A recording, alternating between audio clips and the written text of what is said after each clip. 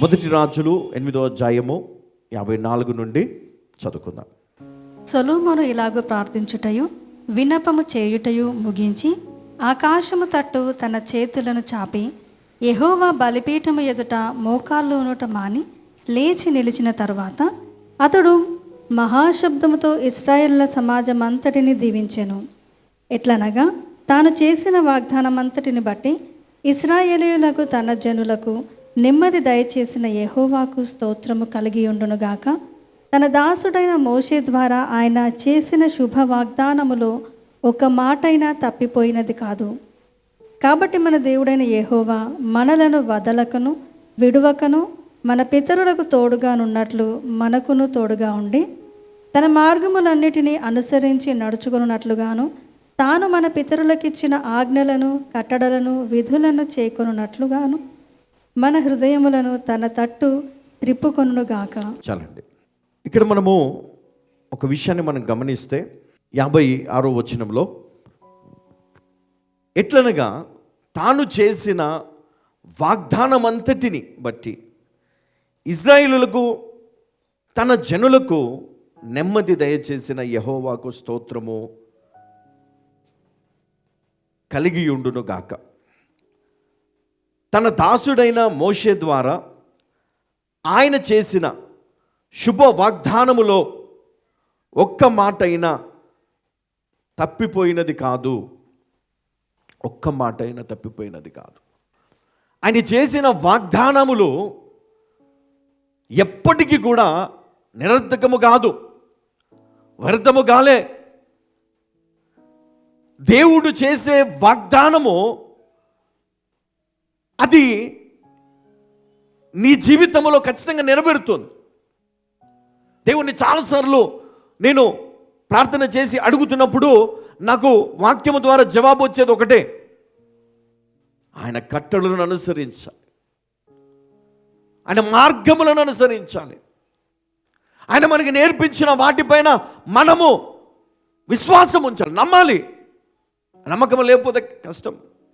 నమ్మలేని వ్యక్తులను మనం పరిశుద్ధ గ్రంథంలో చూస్తాం. విశ్వాసం లేని వారు, ఆటంకాలు సృష్టించేవారు నశించిపోయారు.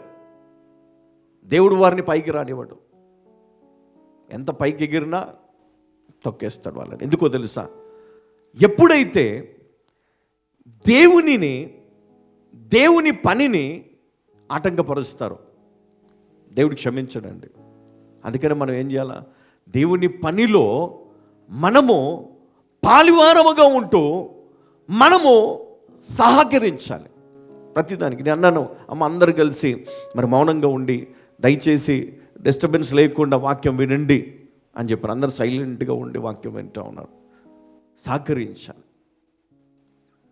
రెండోది, వినాలి.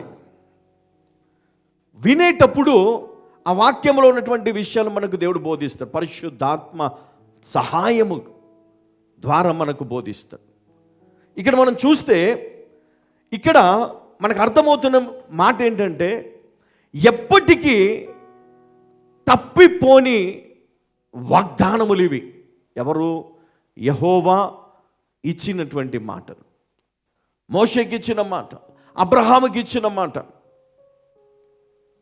ఆలస్యమైంది కానీ నెరవేర్చాడు దేవుడు.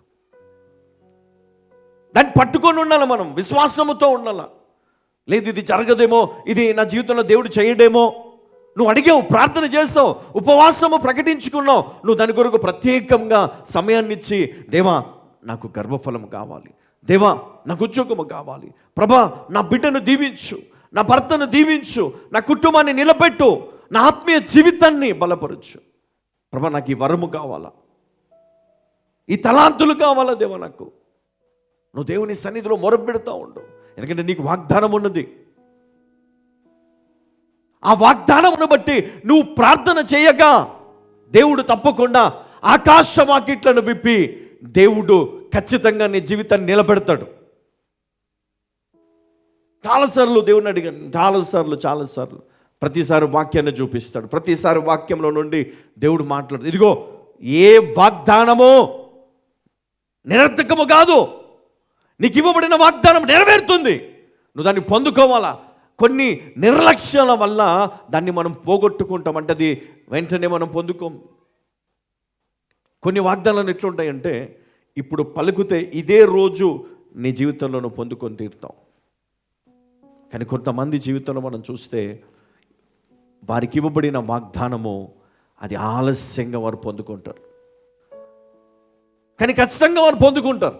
ఆలస్యం అయినప్పటికీ వారి తప్పును వారు గ్రహించి దేవుని సన్నిధిలో గనక వారు మొరపెడితే ఖచ్చితంగా మరి దేవుడు వారిని క్షమించి వారిని దేవుడు తిరిగి ఆశీర్వదిస్తాడు. ఆ వాగ్దానం వారి జీవితంలో నెరవేరుతుంది. తీతు 1వ అధ్యాయం 2-3 వచనాలు ఒకసారి మనం చదువుకుందాం. నిత్య జీవమును గూర్చిన నిరీక్షణతో కూడిన భక్తికి ఆధారముకు సత్య విషయమైన అనుభవ జ్ఞానము నిమిత్తమును దేవుని దాసుడును యేసుక్రీస్తు అపోస్తలుడునైన పౌలు మన అందరి విశ్వాస విషయములో నా నిజమైన కుమారుడగు తీతుకు శుభమని చెప్పి వ్రాయినది. ఆ నిత్య జీవమును అబద్ధమాడనేరని దేవుడు అనాది కాలమందే వాగ్దానము చేసెను. కానీ ఇది అండర్లైన్ చేసుకుందాం. చూడండి, ఇప్పుడు అబద్ధమాడనెరగని దేవుడు అనాది కాలమందే వాగ్దానము చేసెను. ఇది అండర్లైన్ చేసుకుందాం. ఈ వాగ్దానములు నిత్యమైనవి. ఎప్పుడు చేశాడంట? అనాది కాలమందే,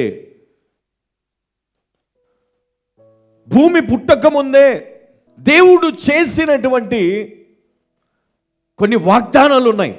మానవుని సృజించిన తర్వాత మానవుల పైన పలికినటువంటి వాగ్దానాలు ఉన్నాయి. రాజ్యముల పైన పలికిన వాగ్దానములు ఉన్నాయి. శత్రువుల పైన పలికిన వాగ్దానాలు ఉన్నాయి.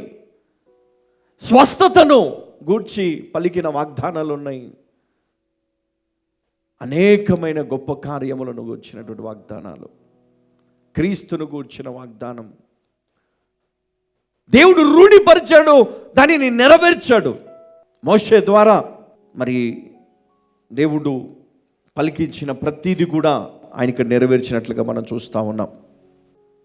ఏమన్నాడు? తాను చేసిన వాగ్దానములన్నిటిని బట్టి శుభ వాగ్దానములో ఒకటైనా తప్పిపోయినది కాదు.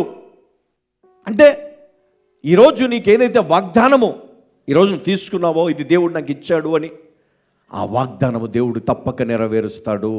హల్లెలూయా, హల్లెలూయా.